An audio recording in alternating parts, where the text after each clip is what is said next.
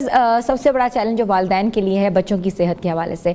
बच्चों की सेहत एक बहुत बड़ा चैलेंज बन चुका है, ख़ास तौर पर जब वो मोबाइल स्क्रीन्स का इस्तेमाल करते हैं, रूटीन से हट जाते हैं, जंक फूड बहुत ज़्यादा इस्तेमाल करते हैं। उससे बच्चों की ग़िज़ा जो है वो तो मुतासर होती है, मगर उसके साथ साथ जो उनको ओबेसिटी होती है, जो उनको और भी प्रॉब्लम्स होती हैं, उनके लिवर के इश्यूज़ हो जाते हैं। और इसके साथ साथ वो मेजर जो एक चंक होता है वाइटामिन्स का, प्रोटीन्स का, कार्ब्स का, उससे दूर हो जाते हैं। और पिज़्ज़ा, बर्गर्स, चिप्स, शवरमाज और कोक्स, मीठे मशरूबात बच्चों को वक्ती तौर पे तो खुशी देता है, लेकिन इसके तवील अरसे के इस्तेमाल के साथ साथ उनमें कमज़ोर क़ुव्वत मुदाफ़ियत, सुस्ती, तालीमी कारकर्दगी में मुतासर होना, ये सब चीज़ों का बाइस बनता है। और माहिर ग़िज़ाइयत के मुताबिक जो है बचपन में जो अपनाई गई खुराक होती है वो पूरी ज़िंदगी आपके काम आती है। जो आपने बचपन में खाया होता है वही आपको अफेक्ट करता है, आप किसी भी उम्र में चले जाएं तो। और अगर कम उम्री में बच्चों को मुतवाज़िन ग़िज़ा ना दी जाए और सेहतमंद नाश्ता ना करवाया जाए और हर वक्त उनके हाथों में स्मार्ट ऐप्स और स्मार्टफोन्स दे दिए जाएँ, जिससे ना सिर्फ उनकी सेहत जो है मुतासर होती है बल्कि बहुत सी और उनको चैलेंजेस जो है दरपेश हो जाते हैं। तो आज हम इसी टॉपिक पे बात करेंगे, न्यूट्रिशन के हवाले से बात करेंगे। बच्चों की न्यूट्रिशन कितनी ज़रूरी है, न्यूट्रिशन में क्या क्या देना चाहिए और कौन सी जो ग़िज़ा होती है वो किस चीज़ के लिए काम आती है और किस चीज़ के लिए वो मनफी असरात जो है मुरतब करती है। तो हमारे साथ मौजूद हैं माहिर ग़िज़ाइया डॉक्टर मरियम वक़ार, जिनको मैं वेलकम कर रही हूँ। अस्सलाम वालेकुम। वालेकुम अस्सलाम। कैसी हैं मरियम? मैं ठीक हूँ, आप कैसी हैं? बिल्कुल ठीक ठाक। मरियम, बच्चों की जो डाइट होती है, चलो बड़े तो बाद में डाइटिंग कर के जो है अपने आप को मार मूर के कम कर लेते हैं, बच्चे जो 20 है, बिल्कुल ठीक है, तो उनको क्या करना चाहिए? क्योंकि वो ना डाइट उस तरह कर सकते हैं, ना एक्सरसाइज कर सकते हैं, उन्होंने स्मार्टफोन से भी खेलना है, उन्होंने हर वक्त बैठना भी है। और आपको पता है जो आजकल जो सर्कमस्टांसेस हैं, जो हालात हैं, उसमें उन आजकल बाहर आउटडोर गेम्स जो हैं वो उस तरीके से नहीं रही जिस तरह पहले होती थी। क्या एडवाइस करेंगे? अच्छा, इसमें सबसे पहले जो है ना, एक हमारे पास जंक फूड जो बहुत बड़ा रोल प्ले करता है बच्चों की ओबेसिटी में। और सेकंड जो है स्क्रीन टाइम। बच्चों ने कोई भी चीज़ खानी है आजकल वो जो है व्लॉग्स लगा लेते हैं, यूट्यूब लगा लेते हैं, या डिफरेंट जो भी वो शोज़ वगैरह देखते हैं, उसके बगैर उन्होंने खाना नहीं। उसमें अब क्या होता है, जब आपका स्क्रीन टाइम ज़्यादा होता है या आपके खाने के साथ होता है, तो आपको अपनी हंगर या फुलनेस जो वो फील ही नहीं होती, जिसकी वजह से बच्चे जो हैं वो ओवर ईट कर लेते हैं। वो ओवर ईटिंग करते हैं, बिंज ईटिंग करते हैं, और जो है फास्ट फूड की क्रेविंग ज़्यादा होना शुरू हो जाती है, क्योंकि आपको जो है आपको फील ही नहीं हो रहा कि आपका जो है पेट भर गया। क्यों? क्योंकि आपकी कंसंट्रेशन जितनी भी है वो आपकी टीवी की तरफ है या स्क्रीन टाइम की तरफ है, जिसकी वजह से ज़्यादा कंजप्शन होती है कैलोरीज़ की, और ये भी कोई गुड कैलोरीज़ नहीं है, बैड कैलोरीज होती हैं, जिसकी वजह से फिर जो है बच्चे खेलते भी नहीं है इतना। जैसे हमारे टाइम में हम लोग बाहर आउटडोर गेम्स बहुत खेलते थे, भागते दौड़ते थे। अब बच्चे क्या करते हैं, सिर्फ गेम्स हैं, फ़ोन्स हैं, बैठे हुए हैं, PS4 है, इस तरह की डिफरेंट गेम्स हैं जो वो, और इस तरह की इतनी एक्टिविटीज़ हैं जो वो बैठ के कर रहे हैं, जिसकी वजह से जो है बच्चों में ओबेसिटी आ रही है और बच्चे वेट गेन ज़्यादा करते हैं। सो मैं रिकमेंड करूँगी कि मतलब जो आपका जंक फूड है उसको आप ओकेजनली जो है एक ट्रीट पर रखें, हाँ, वंस अ वीक रखें या किसी भी ओकेजन के तौर पर बस। अच्छा, इम्यूनिटी बूस्टर्स का बहुत ज़्यादा कॉन्सेप्ट आ रहा है कि अगर बच्चे नहीं खाते उनको इम्यूनिटी बूस्टर्स दे दें, आप उनको मल्टी वाइटामिन दे दें, नहीं खा रहे या वॉटेवर। आप रिकमेंड करती हैं कि इस एज के बच्चे को मल्टी वाइटामिन में लगाया जाए? नहीं, मैं बिल्कुल रिकमेंड नहीं करती हूँ। जब हमारे पास देखें एक नेचुरल है वाइटामिन लेने का सोर्स है या न्यूट्रिएंट्स लेने का, जैसे जिसको हम फूड कह रहे हैं, आप बच्चे को इनकरेज करें रदर देन ये कि आप उसे फोर्सफुली ईटिंग करा रहे हैं। कुछ पेरेंट्स हैं जी, हम लोग उनको मल्टी वाइटामिन दे देते हैं तो जी उनकी जो डेफिशिएंसी है वो कंप्लीट हो जाएगी। नहीं, ऐसा नहीं है। जो अल्लाह ताला ने बनाया है गुड सोर्स ऑफ फूड, तो आप उन्हें वो ही दें और उनको इनकरेज करें खाने के लिए। हाँ, मोस्टली पाकिस्तान में इस तरह से है कि हर दूसरे बंदे को विटामिन डी की डेफिशिएंसी है। वो इस वजह से अब देखें आजकल हमारे टाइम पर हमारी मदर जो है हमें अच्छी खासी धूप लगवाती है, सनलाइट एक्सपोजर नहीं है, बिल्कुल बच्चों का सनलाइट एक्सपोजर नहीं है, भाग दौड़ नहीं है, वो फूड इनटेक नहीं है जैसे कि दूध है, दही है, इस तरह की चीज़ें ही नहीं है, तो जाहिर सी बात है, डेफिशिएंसी तो होनी है बच्चों में।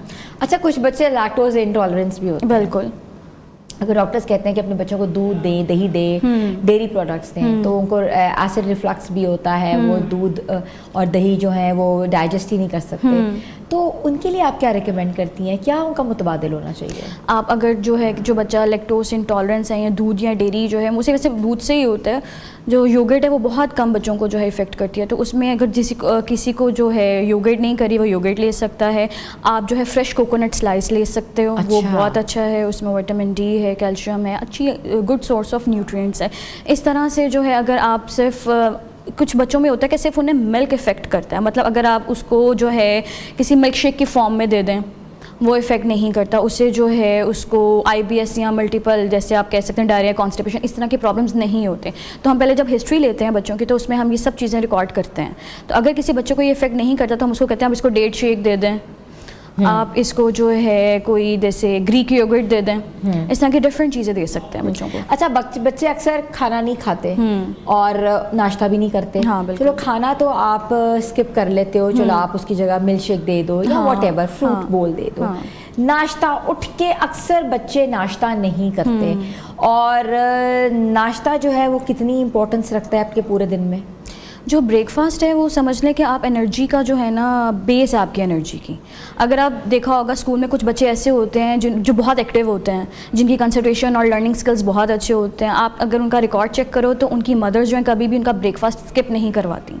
जो बच्चा नाश्ता करके आता है उसकी कंसंट्रेशन, उसके लर्निंग स्किल्स बहुत अच्छे होते हैं और वो अलर्ट रहता है। और जो बच्चे नहीं करते हैं वो जो है उनकी कंसंट्रेशन मेंटेन नहीं होती है, थके थके रहते हैं और मतलब पढ़ाई की तरफ बिल्कुल भी ध्यान नहीं होता। ये अगर हम लोग को एक सर्वे करें तो एक क्लियर डिफरेंस जो है हम लोग देख सकते हैं। तो इसलिए जो नाश्ता है उसको कभी भी स्किप नहीं करना चाहिए। इससे आपका मेटाबॉलिज्म इफेक्ट होता है, आपका जो एक वेट है जो आपने मेंटेन रखा है। कुछ बच्चे जो स्टंटेड हो जाते हैं, अंडरवेट चले जाते हैं, जिसकी वजह से जो है मेन रीज़न ये होती है बच्चे नाश्ता नहीं कर रहे होते, उसके बाद सिर्फ दोपहर में खाते हैं, या जंक फूड इंटेक इतनी ज़्यादा होती है, हमारी जो कैलोरी नीड है उसके अकॉर्डिंग बच्चे नहीं ले रहे होते हैं। अब जैसे एक बच्चा है, जैसे टोडलर आप कह लें, 1 साल से लेके 3 साल का जो टाइम पीरियड है उसकी कैलोरी 1000 से लेके जो है 1200, 1100, 150, वो आपकी एज और वेट पे डिपेंड करता है।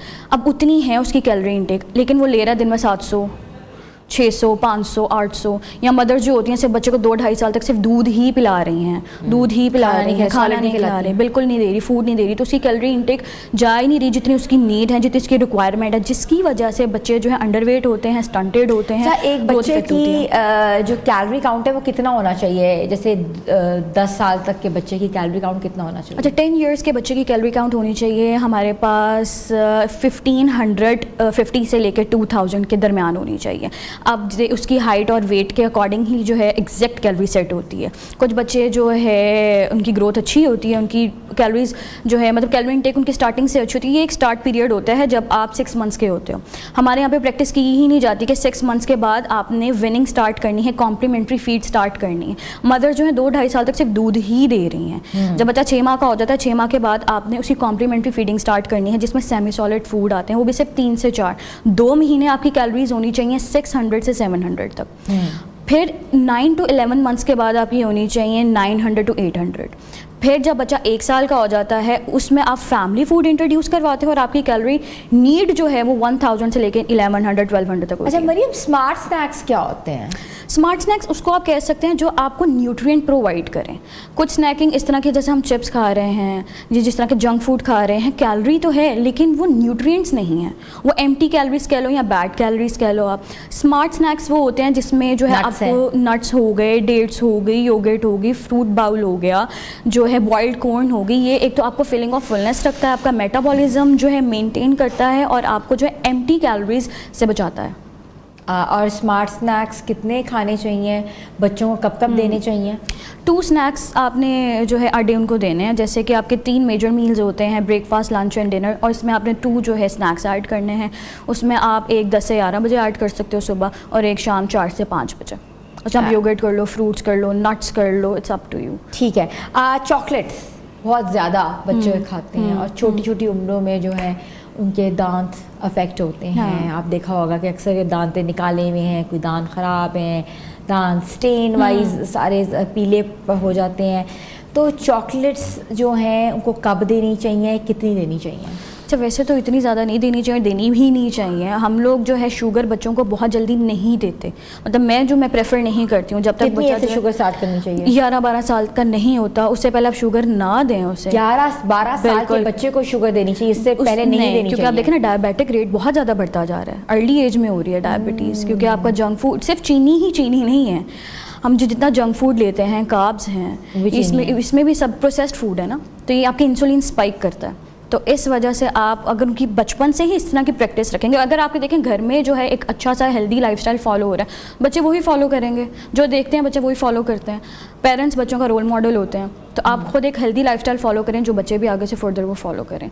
अच्छा मरियम, ये बताएं कि आपको लगता है जिन बच्चों को डायबिटीज़, ऑब्वियसली डायबिटीज़ बहुत ज़्यादा बच्चों में हो रही है, छोटे बच्चों में भी हो रही है, तो उसके सिम्टम्स क्या आना शुरू हो जाते हैं? बच्चों में यूरिनेशन बहुत ज़्यादा, रात में स्पेशली लेग क्रैमिंग्स बहुत ज़्यादा होती है, ठीक है। उसके बाद कुछ बच्चों में अर्ली एज में जो है उनकी आईसाइट वीक होना शुरू हो जाती है। एक तो ये था कि मोबाइल बहुत ज़्यादा यूज़ कर रहे हैं, दूसरी रीज़न डायबिटीज़ की भी होती है। डायबिटीज़ इफ़ेक्ट करती है हमारे नर्व्स को, हमारी आइज़ को, हमारी किडनीज़ को। उसके अलावा कुछ बच्चों में जो है ओबेसिटी आप देखोगे बहुत कॉमन होगी। कुछ बच्चों को प्यास बहुत लगती है, कुछ को भूख बहुत लगती है, वो हाइपो में चले जाते हैं, मतलब ठंडे पसीने आते हैं, हाथ पाँव कांपते हैं, फटाफट उन्हें खो पड़ती है कुछ खाने को दें, और वो खाते हैं तो फिर बहुत ज़्यादा खाते हैं एकदम से। तो कुछ छोटे छोटे से सिम्टम्स हैं जो आपको बताते हैं कि हो सकती है डायबिटीज़। फिर हम उसमें जो है कुछ टेस्ट करवाते हैं, HbA1c है, 3 मंथ्स का शुगर रिकॉर्ड होता है, इसमें हम चेक करते हैं। अगर उसमें आ जाए तो फिर उसके बाद हम बच्चों को ये अच्छा, ये ज़्यादा जेनेटिकली होती है? जेनेटिकली होती है, बिल्कुल होती है। जिसकी अगर फैमिली हिस्ट्री बहुत स्ट्रॉन्ग है तो हम उनमें तो ये रिकमेंड करते हैं कि आप अर्ली स्टेज से ही एहतियात करें।